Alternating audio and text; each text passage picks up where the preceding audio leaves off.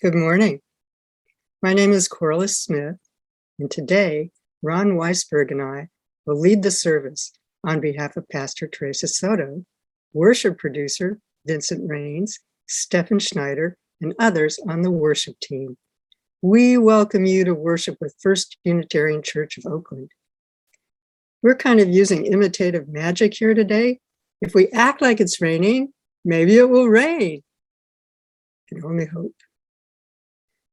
Some advice. Please turn off your camera while we begin our service and light our chalice and candles. This will allow us to begin with a quiet space. We will turn our cameras on to greet each other later in the service. Please note that we are recording this service, so if you don't want to be in the recording, please keep your camera turned off. For best viewing experience, we recommend that you make certain you have the up-to-date version of the Zoom app on your computer. And now, here is Board of Trustees member, Debbie Kaplan. Good morning, everybody.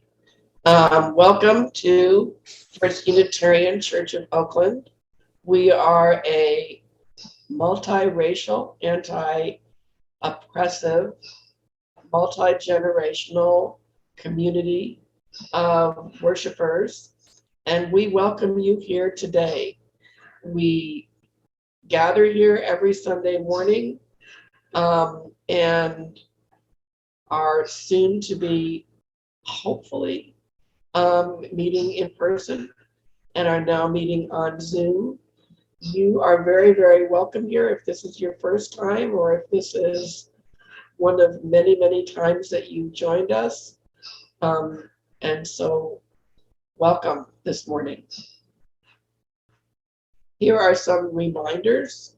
There is a board meeting on Tuesday, February 22nd. It's coming right up. The board meeting starts at 7 p.m. on Zoom. And if you want to join, you can sign up to get the Zoom link by sending a message to yesplease@uuoakland.org. At 6:45, we open for public comment. And this board meeting, we will be spending a lot of time on our annual budget and opening up and other significant topics. There is a membership book signing on February 27th from 1 to 2 p.m. And you can email connect@uuoakland.org for more information. Remember that you need to be a member in order to vote at the annual meeting, which is coming up next month. And then Topic Soup, another announcement, on Saturday, March 19th, from 10 to 12 p.m., there is a meeting in the Star King Room. And if you want to find out more, please check out Chalice Chatter, which comes to you in your email box and is also available on our website for more information about what's up at the Unitarian Church in Oakland. Welcome. And a special announcement, newsflash. Good morning, everybody. So on behalf of Reverend Soto, the Board of Trustees, the opening team, I am here to announce that we will be returning to indoor worship starting next Sunday. We're going to be having a multi-platform services from now on. We will be in the sanctuary. We will have a live stream that you can log into, and we will continue to have Zoom. Zoom will be on a different Zoom address, and we will send you that information. So we will start next Sunday with what we're calling a soft opening. And the soft opening is really, the other word is a test service to make sure that airflow in the sanctuary is good, make sure that It is safe for everyone to return, and we will be having 45 people in the sanctuary, have some music, have a shorter service. We want to make sure that the live stream is working and everything. So that is next Sunday. Check your Chalice Chatter or an e-blast for reservations to come in next Sunday. Then on March 6th, we will have a regular worship service in the sanctuary. Joyful Noise will start the worship service at 10:20, and it'll be a full service. Like I said, it's our homecoming service. We are asking everybody to be fully vaxxed and boosted and to wear masks. And there will be lots of information coming out this week. So pay attention to your Chalice Chatter. Pay attention to any e-blast that you get in your email. Make sure that our email address is not going to your spam so you can get all the information. And we will see you on the 27th and on March 6th, and we will be back in the sanctuary. And welcome home, everybody. Thank you. Hello, everyone. My name is Vera Hanush. I'm from Covenant House, California, and I'm so grateful for this brief moment in your service today. And congratulations on returning in person. And I got my umbrella prop just so I could be as cool as everyone else on this Zoom really quickly. But speaking of returning in person, Covenant House, California we're doing our sleep out in person again this year. We're so excited, but you can also still participate virtually. All you do is you sign up. I'm hoping, fingers crossed, for a team UU Oakland, just saying. So you sign up, you fundraise a little bit. It's really light fundraising. It's more of an engagement community moment and experience. And then on March 25th, we sleep out outside in solidarity with youth experiencing homelessness. I know a lot of people in this congregation know Covenant House already, but if you don't, it's the only shelter system for youth experiencing homelessness in Alameda County. And I'm the Bay Area Development Officer, but prior to that, I volunteered at one of our sites for 15 years. So I've been around the work a long time. And so this event is really special, really excited to have it in person again. And so what we'll do is we'll come together, we'll listen to youth testimonials, and then we'll sleep out together. And the location is about to be confirmed, but it is in Oakland, and it's going to be very beautiful and also gated, and et cetera, et cetera. But again, you can also participate from home. So I see that this is delightful. The link is right above my head. Friday, March 25th, and we would love to have a team UU Oakland. Thank you so much, and maybe I'll stop by services in person. Hi, everybody. We'll now light our chalice. First, our UU chalice. We light this chalice, symbol of UU universalism. May it remind us of the spark in all creation, the power of love to heal what is broken, and to be grateful for life's blessings each day. And we light our Black Lives candle in solidarity with the struggle of Black people for freedom and equality. And from a quote from Ibrahim X. Kendi, How to Be a Racist. The good news is that racist and anti-racist are not fixed identities. We can be a racist one minute and an anti-racist the next. What we say about race, what we do about race in each moment determines what, not who, we are. And finally, we light our peace candle to reflect on all the people touched by violence in the past week. And from Desmond Tutu, if you want peace, don't talk to your friends, you talk to your enemies. Once again, if you want peace, you don't talk to your friends, you talk to your enemies. Do your little bit of good where you are. It's those little bits of good put together that overwhelm the world. Amen. Amen. Well, it's that lucky time in our service when we get to unmute and greet each other. So unmute away.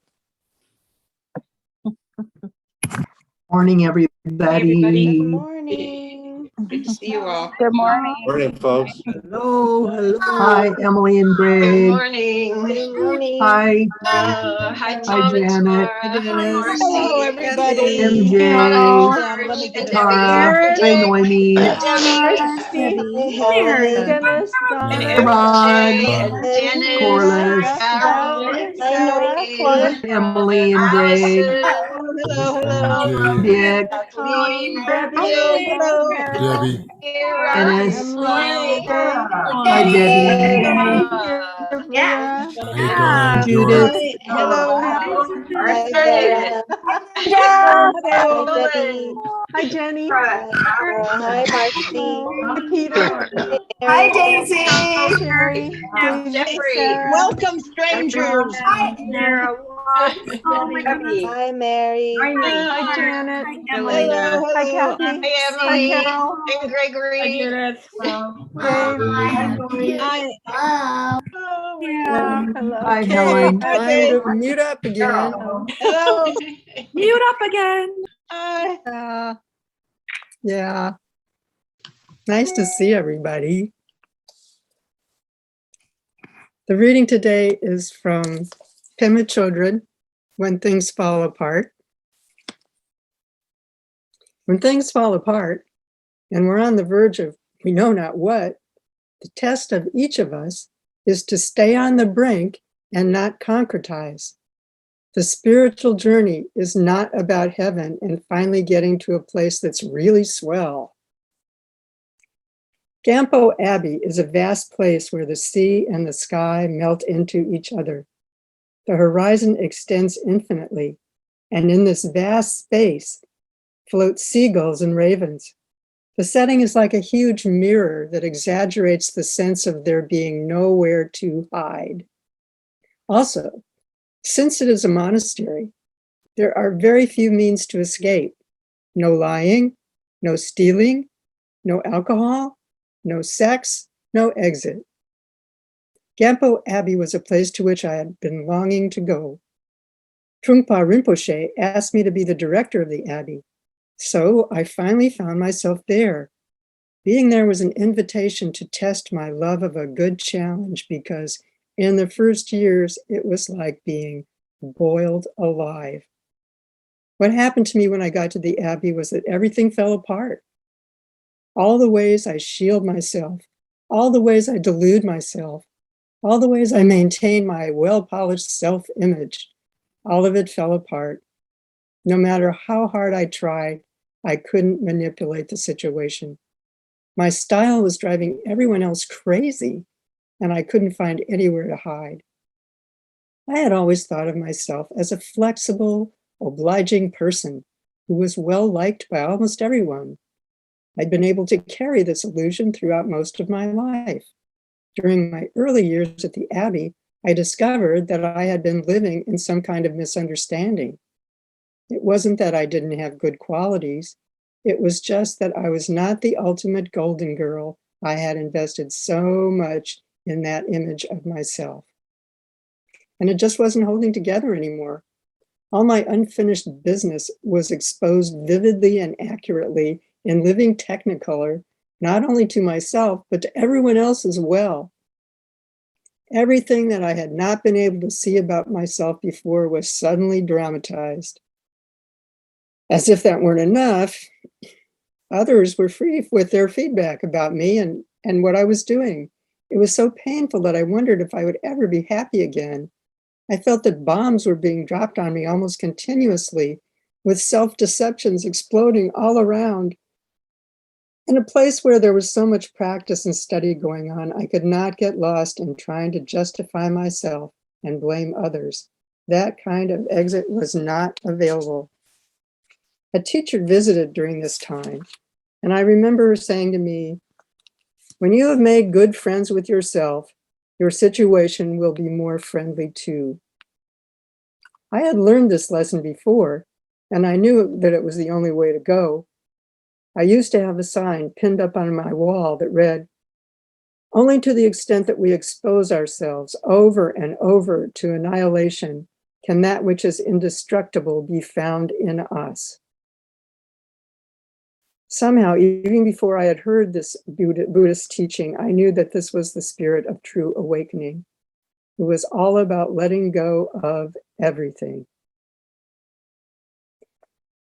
Nevertheless, when the bottom falls out and we can't find anything to grasp, it hurts a lot. It's like the Naropa Institute motto, "Love of the truth puts you on the spot." We might have some romantic view of what that means, but when we are nailed with the truth, we suffer. We look in the bathroom mirror and there we are with our pimples, our aging face, our lack of kindness, our aggression and timidity, all that stuff. This is where tenderness comes in. When things are shaky and nothing is working, we might realize that we are on the verge of something. We might realize that this is a very vulnerable and tender place, and that tenderness can go either way. We can shut down and feel resentful, or we can touch in on that throbbing quality. There is definitely something tender and throbbing about groundlessness. It's a kind of testing, the kind of testing that spiritual warriors need in order to awaken their hearts. Sometimes it's because of illness or death that we find ourselves in this place. We experience a sense of loss of loved ones, our youth, loss of our life. Things falling apart is a kind of testing and also a kind of healing. We think that the point is to pass the test or to overcome the problem, but the truth is that things don't really get solved. They come together and they fall apart. It's just like that. The healing comes from letting there be room for all of it, for all of this to happen. Room for grief, for relief, for misery, for joy. Let's punctuate that with a very beautiful presentation by the Wanting Memories Project.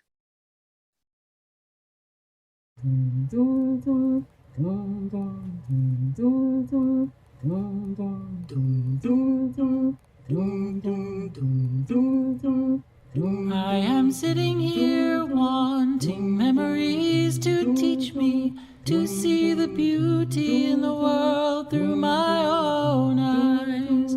Yes, I am sitting here wanting memories to teach me to see the beauty in the world through my own eyes. You used to rock me in the cradle of your arms.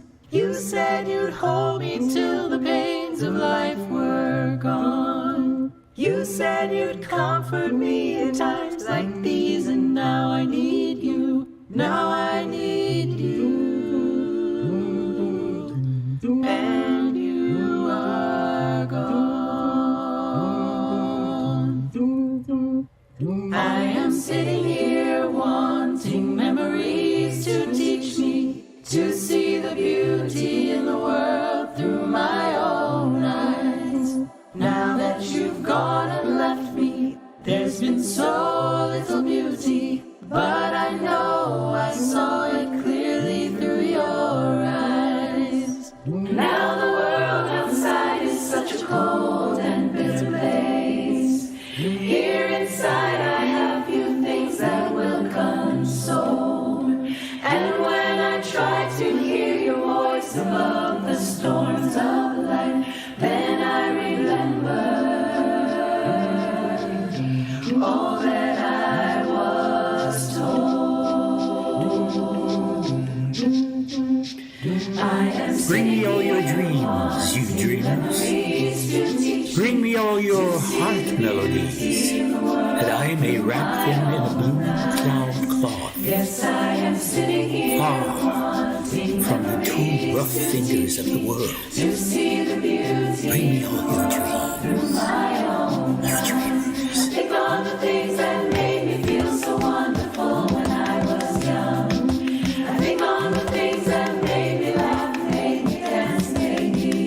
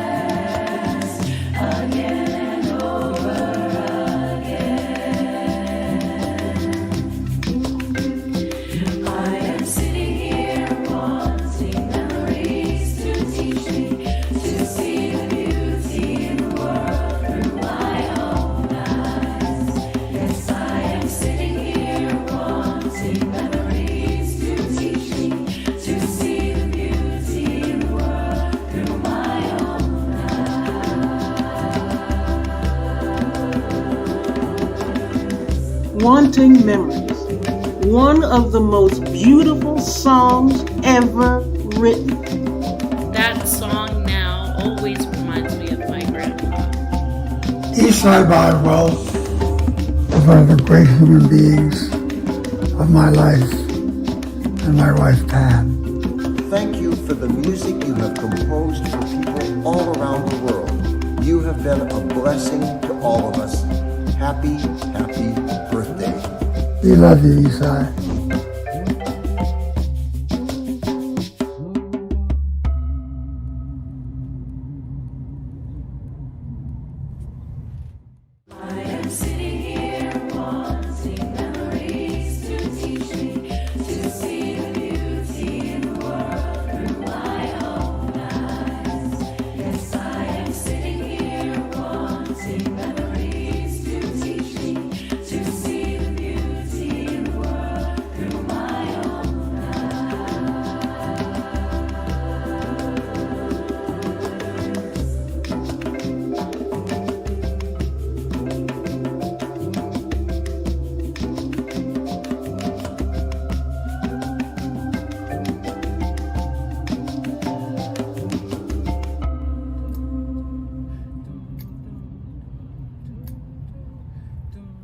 Does it change?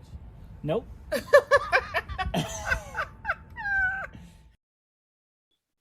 Hi, everybody. Corless, thank you so much for that reading. Only the line that so impressed me, only when we expose ourselves to complete annihilation do we discover the solidity inside. I had an experience somewhat like that. About a year ago, I was slated to give a workshop at a 12-step conference, and I had my outline and I was totally prepared. And the workshop started, and I suddenly froze, and I couldn't do the workshop. I could not follow the outline. I could barely speak, and very unfamiliar experience. But because it was 12-step, I just told the truth. I couldn't do it. And people were wonderfully supportive and helped me limp through the workshop as best as I could. But the gift for me was encountering my vulnerability. And strangely enough, I think that's the solidity inside my vulnerability. I had been working, struggling in 12-step to overcome my resistance to my own vulnerability. And there it was, full blown.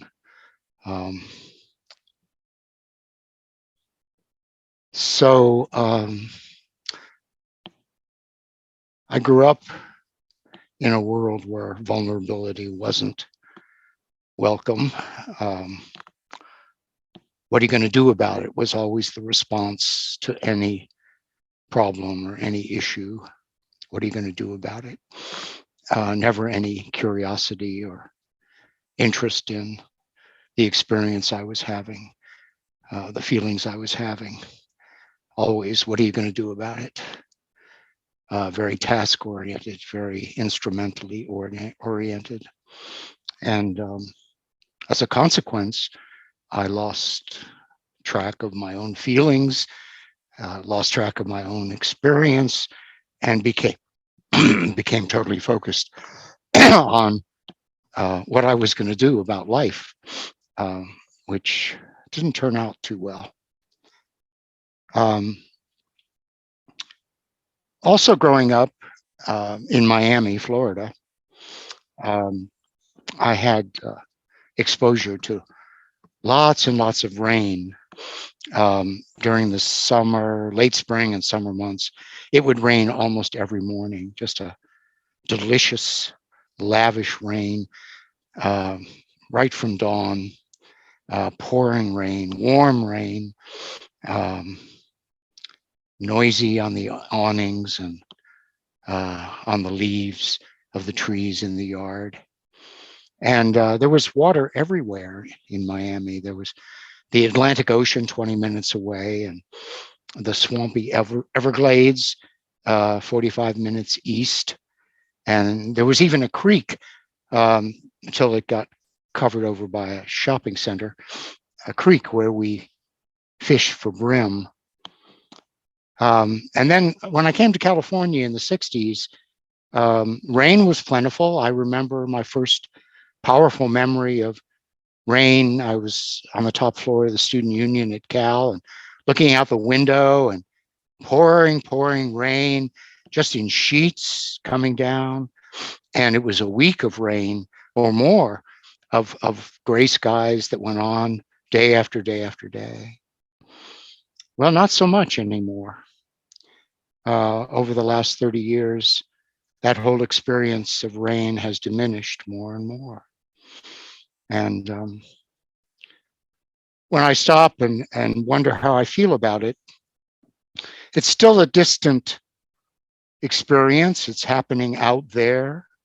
I try to be careful with my water use. I feel sad. I feel frightened. Where are we going? What's going to happen? So I think the question for me becomes not so much what are we going to do about it, but how do we feel about it? Because I think starting with our feelings, how do we feel about it, is a door to solidarity with other people, and perhaps a change in paradigm from always doing, always worried about doing, to anchoring ourselves in what is solid inside, our feelings. So later in the service, we're going to invite you into small groups to share how you feel about the drought that's happening around us.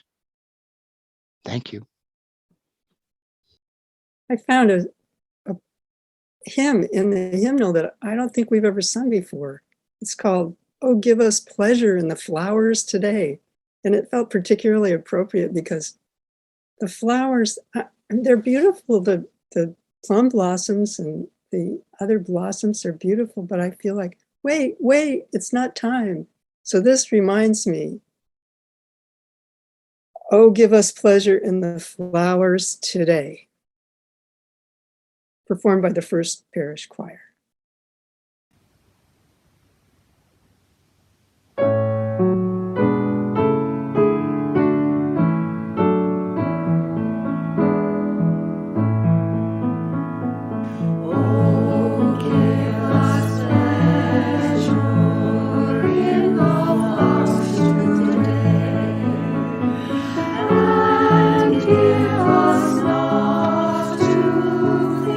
So far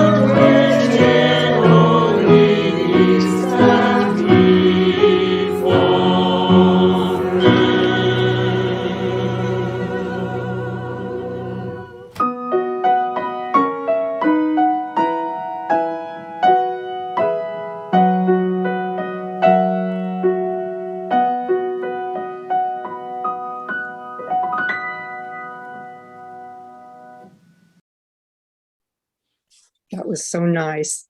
That was beautiful, Corless.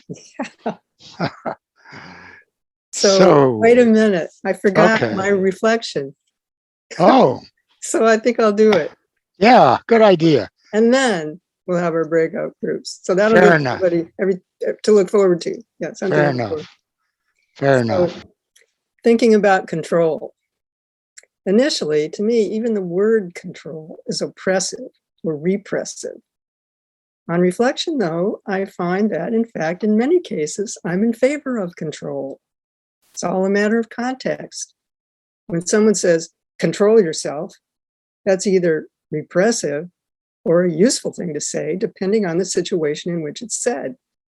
We depend on people to behave in ways that enhance social discourse and not to act too much outside the conventions of social discourse so that everyone else knows how to behave too. It's quite ritualistic. We like to preserve smoothness, and I think that women are especially conditioned to keep things smooth in social situations. Of course, this dampens spontaneity, which we also value. And generally, I'd say we don't like it when we feel someone else is trying to control our behavior. And it's often frustrating when someone tries to control a conversation. Historically, many societies have had holidays in which social controls are just dropped. People might wear disguises so no one knows who they are and can't censor their behavior anyway because it's licensed by the holiday. There's a lot to criticize in Freudian psychology, but Freud's division of the psyche into the id, ego, and superego is a useful template here. The id is infantile. Its desires and impulses are unrestrained. Humans in groups, that is to say, civilization, demands restraint. So it creates the superego to control the id, and it is incorporated into our personality structures by parents and social situations as we grow up. The ego is a sort of referee between the id and the superego, making deals like this. Suppose I have a nice big bar of chocolate. The id wants me to eat it all right now. The superego stands back saying, oh no, you'll make yourself ill. You'll gain weight. The conflict is resolved by the ego through making a deal. Ego says, how about we eat some chocolate now and we eat some tomorrow, then the day after. Neither the id nor the superego are happy, but they go along with this deal. In his famous book, Civilization and Its Discontents, Freud argued that civilization requires so much repression that of the id that we're all more or less unhappy all the time. Freud thought the id had to be expressed at times, and this seems to be the basis of holidays that drop social controls. It's interesting to wonder whether there are sanctioned id spaces in our society. Where can one be unrestrained?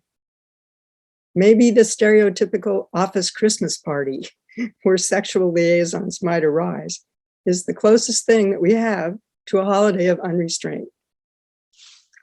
Control beyond the personal level is another matter entirely. I don't know if the id, ego, superego template can be applied beyond the personal. Does a society have an id, a superego? What I do know is that with each ring of my participation beyond my personal circumstances, my control diminishes until at last I must acknowledge I have no control at all. Our ancestors believed that such things as the weather could be controlled at the personal and spiritual level through ceremonies. They asked, what have we done wrong? What can we do to atone? And they used ceremonies to summon the rain or appease the forces in charge of the weather. In the Iliad, one of the foundational texts of Western civilization, the weather is a major force controlled by the gods who have no morality. In order for the Greeks to sail to Troy, they need favorable winds, but the sea is becalmed. The oracle says that there must be a sacrifice to bring these winds. So King Agamemnon sacrifices his own dear daughter, Iphigenia, ensuring the winds, but also guaranteeing his own death as his wife Clytemnestra kills him in revenge on his return. As scientific moderns, we have very little faith in ceremonies or sacrifices' effects on weather, though I do often say, please, please, please rain. It's a form of prayer, deep hoping. Though we may not believe our appeals will change the weather, we're certainly presented every day with how our behavior influences the weather. Are we adding carbon dioxide and methane to the atmosphere, thus increasing global warming and redistributing water? If I buy something with the usual amount of packaging, I feel this truth. Yet the enormous beasts of consumerism and factory farming are much beyond my ability to effect meaningful change. It's a systematic problem that requires that I act outside my personal sphere in the larger community, on the national and international level, where it often seems that I have little more influence than I do at the cosmic level, where I'm an infinitesimal mote in the universe. Still, we do have influence at these levels, and we must keep acting in these spheres beyond our personal control. We're wrestling in our society right now with what forms of control should be used, by whom, and on whom. Perhaps this has always been true. The body itself is a site of social control in the abortion debate. Though I understand the responsibility to act in the political sphere, I really find it most useful to return to my internal controls, to ask, what do I want to control in myself? Perhaps erase or discard, or just accept. Such things as not being present, lack of imagination, resentment, and too much grief. Would you join me now in saying a short prayer? The prayer is, please, please, please rain. Let's say it all together on mute. As you're saying it, feel the yearning for rain. Think of water falling down onto the earth. We are moist. Our land is moist. Let's pray. Please, please, please rain. Please, please, please rain. Please, please, please rain. And one more time. Please, please, please rain. Now, Ron, thank you. Awesome, Corless. So now we're going to give you all an opportunity to relax your superego a little bit insofar as worrying about what you have to do, and empower your id a tiny bit insofar as giving voice to how you feel. We're going to break into small groups, and the question is, how do you feel about the drought? Remember, it's not about what we should do, although it's very tempting to talk about that. It's about how you feel. Are you sad? Are you angry? Are you indifferent? All feelings are welcome because we all share those feelings. So, and just a reminder, the groups are not going to be moderated. So it's the responsibility of the group itself to make sure everybody has a chance to speak. So with that, let's go into breakout groups. Well, welcome back, everybody. And we'll just take a moment. Does anybody want to share anything that they're comfortable sharing that came up in your group? Go ahead and unmute and just jump in.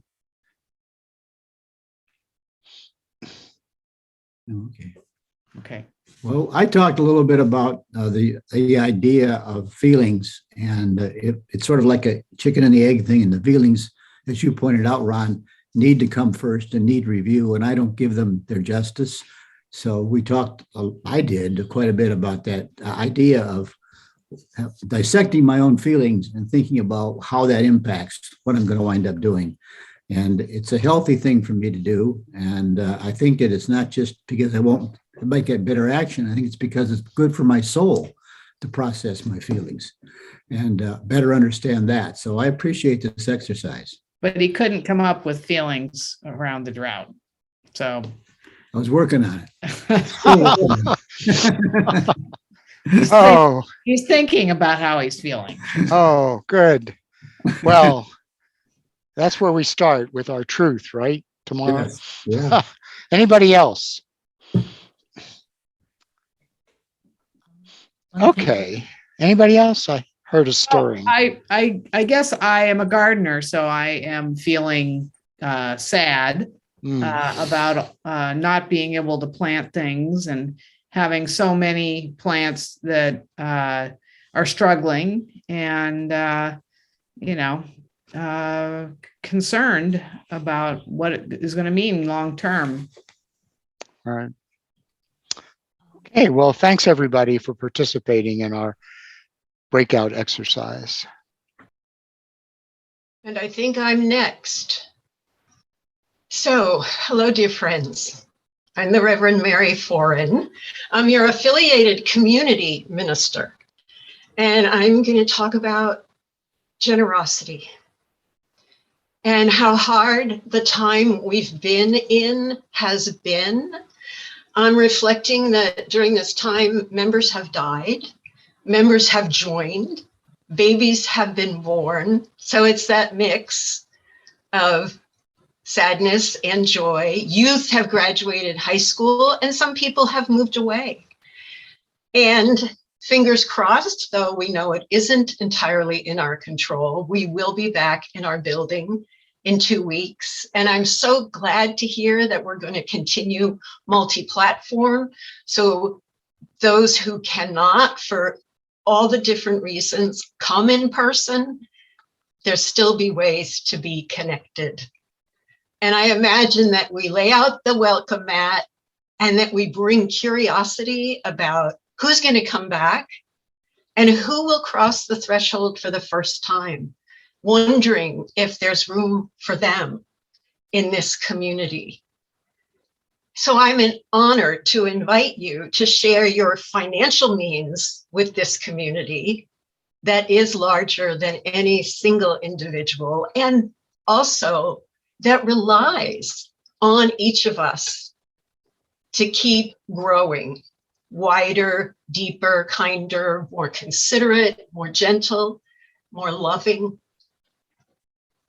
I believe the instructions will be on your screen or in the chat for how to make your financial gift this week. So I encourage you to do that as you are able. And I'm also here to invite you into another kind of sharing, because that's what community is about, sharing our resources and sharing ourselves. And I want to say a bit about myself. I found this congregation in 1987, and I was pulled, and I really mean pulled, into the congregation's vision of being a force for good in downtown Oakland. And by implicit invitation, I was invited to give up loneliness and a funny sense of isolation and actually become part of a community where I could be rooted. And over the years, I've been part of many different teams, committees, councils, work groups, serving on the board, the program council, singing in the choir, raising money, taking and offering adult faith programs. And as I reflect on it, I've helped shape the community, and I also have been shaped by it for the better. I know I am definitely braver, and I hope I'm kinder, though I still do have a little trigger temper sometimes because of being an active member here. I have many more friends. I have a community of kindred spirits. And I tell you this simply to invite you to think about what you already do in the congregation and the blessings that you receive from that, and what you hope to be doing, how you hope to be engaged as we move toward coming back together in person. And how do you want to participate now and into the future? So with that in mind, there is a link in the chat, I believe, that will take you to a short Google form where you can share who you are and how you might want to be engaged in congregational life as we reopen and as we shift, hopefully, away from these hard times of separation and back toward being together in our beautiful building. So I hope you find the link, that you click on it, and we'll have some music to give you a little time to fill out the form. And I will stay after worship concludes to help anyone to get access to the form if you're having difficulty, or if you want to explore how you want to be more engaged. Thank you so much.